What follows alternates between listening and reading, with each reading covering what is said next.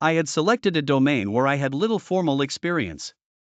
I had no entrepreneurs in my family, and I had taken only a single college English class. But as I read through Ultralearning, I was startled to find that Scott explained, in nearly step-by-step fashion, the process I followed to go from unproven entrepreneur to best-selling author. Principle number 1, metalearning. I started by examining other popular bloggers and authors. Their methods helped me to create a map for what I needed to do to become a successful writer. Principle number 2, focus. I went full-time as a writer nearly from the start. Aside from a few freelance projects I took on to pay the bills, the vast majority of my time was spent reading and writing. Principle number 3, directness. I learned writing by writing. I set a schedule for myself to write a new article every Monday and Thursday. Over the first 2 years, I produced more than 150 essays. Principle number 4, drill. I systematically broke down each aspect of writing articles, the headline, the introductory sentence, the transitions, the storytelling, and more, and put together spreadsheets filled with examples of each segment. Then I set about testing and refining my ability to perform each small aspect of the larger task.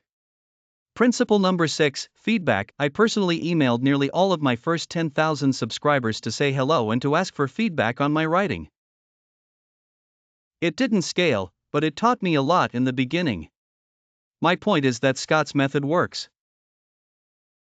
By following the techniques he lays out in this book, I was able to build a writing career, create a successful business, and, ultimately, write a New York Times best-selling book. When I released Atomic Habits, it was the culmination of years of work centered around the process of ultralearning. I think it's easy to hear stories about writing a best-selling book or learning 4 languages in a year and think, that's for other people. I disagree. Learning something valuable and doing it fast doesn't have to be confined to some narrow set of geniuses.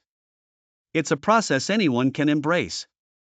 It's just that most people never do it because they never had a playbook to show them how. Until now. There are good reasons to pursue ultralearning, whether you are conducting a project for personal or professional interests. First, deep learning provides a sense of purpose in life. Developing skills is meaningful. It feels good to get good at something. Ultralearning is a path to prove to yourself that you have the ability to improve and to make the most of your life.